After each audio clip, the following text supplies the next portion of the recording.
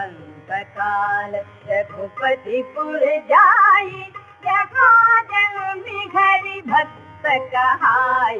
வணக்கம். இன்னைக்கு 34ஆம் சௌபாயில சொல்லி இருக்கிற கருத்துக்களை பத்தி விரிவா பார்ப்போம். மரண நேரத்திலும் நித்திய பக்தியுடன் இருக்கும் பக்தர்கள் ராமரின் பூமியான வைகுண்டத்திற்கு செல்வார்கள்.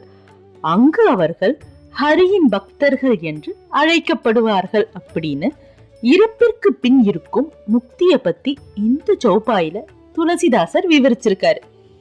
துளசிதாசர் ஹனுமன் சாலீசாவை அமைச்ச விதத்தை பார்த்தா முதல்ல ஜனனம், அதாவது ஹனுமனின் பிறப்பு, தாய் தந்தை பத்தி எல்லாம் விவரிச்சுட்டு ஸ்லோவா அவரோட குரு மற்றும் தெய்வீக சக்தியை குறிப்பிட்டுட்டு அங்கிருந்து ராமரோட சந்திப்பு, அவர் மீதான அளவு கடந்த அன்பை பத்தி விவரிச்சுட்டு சௌபாய்களை நகர்த்தி வாழ்வியலை பத்தின புரிதலை நமக்கு ஏற்படுத்தி இருப்பாரு.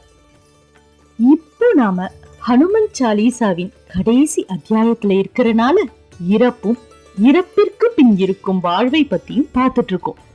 போன சௌபாயில ரீபர்த் கான்செப்ட பத்தி பார்த்தோம். இந்த சௌபாய் அதனோட கண்டினியூவேஷனா முக்திய பத்தி பார்த்துட்டு இருக்கோம். ஆத்மா அழிவற்றதுன்னு பார்த்தோம். அந்த அழிவில்லாத ஆத்மாவின் பயணம் 2 விதமா நடைபெறும். இறப்பிற்கு பின் மறுபிறப்பு அப்படிங்கிற சுழற்சியில முக்திக்கான தேடலை கொண்டு இருக்கும், இல்ல பரமாத்மாவோட 2 கலந்து அல்டிமேட் லிபரேஷனை அடையும்னு பார்த்தோம்.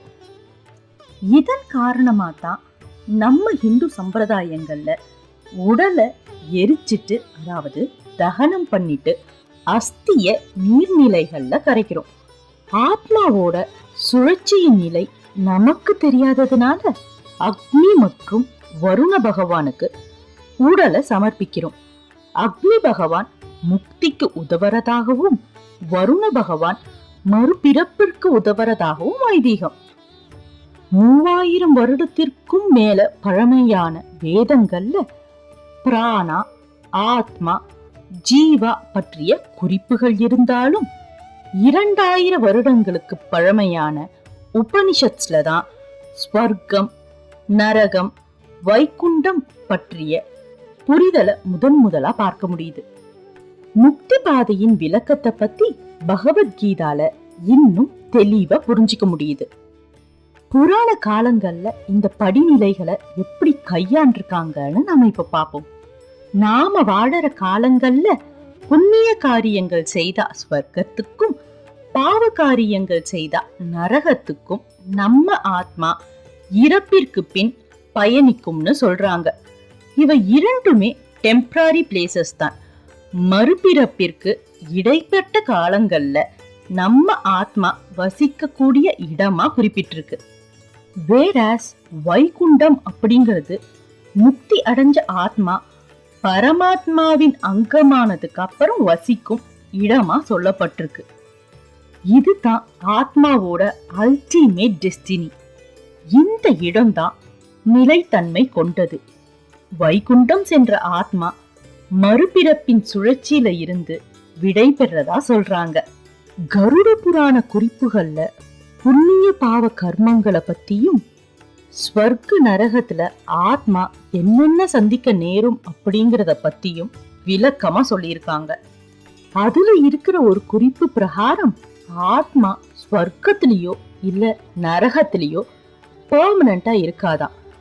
ஆத்மாவால எந்த கர்மத்தையும் செய்ய முடியாது.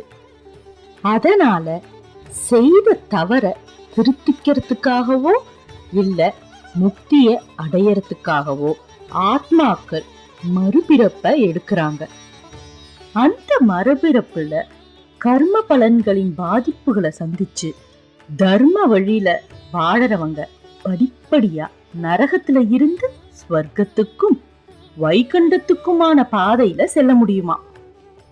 அதே போல ஸ்வர்க்கத்துல இருக்கிற ஆத்மா தன்னுடைய பிறப்பின் நோக்கத்தை மறந்து தவறுகள் செய்து நரகத்திற்கு செல்லும் வாய்ப்பும் இருக்கிறதா குறிப்பிட்டிருக்காங்க. எல்லா கர்மங்களும் அந்தந்த ஆத்மாவோட ஃப்ரீவில் தான் டிசைட் பண்ணுது. புரியுற மாதிரி சொல்லணும்னா, ஒரு ஏழை பேங்க்ல பணம் போட்டு பணக்காரனாகவும் மாற முடியும். அதே போல ஒரு பணக்காரன் பணத்தை எல்லாம் செலவு செஞ்சுட்டு ஏழையாவும் மாற வாய்ப்பு இருக்கு. இங்க பணம் தான் கர்மா, பேங்க் தான் யமலோகம், பேங்கர் தான் நம்ம சித்திரகுப்தர். கர்ம வினையின் பயனா ஸ்வர்க்கம் அல்லது நரகத்துல நம்ம ஆத்மா மாறி மாறி டெம்பரரியா ரிசைட் செய்யும். இணை இல்லாத நித்திய பக்தியில இருக்கிறவங்க மறுபிறப்பு சுழற்சியை கடந்து பரமாத்மாவோட அங்கமாக மாறி எல்லையற்ற நிறைவை பெறுவாங்க.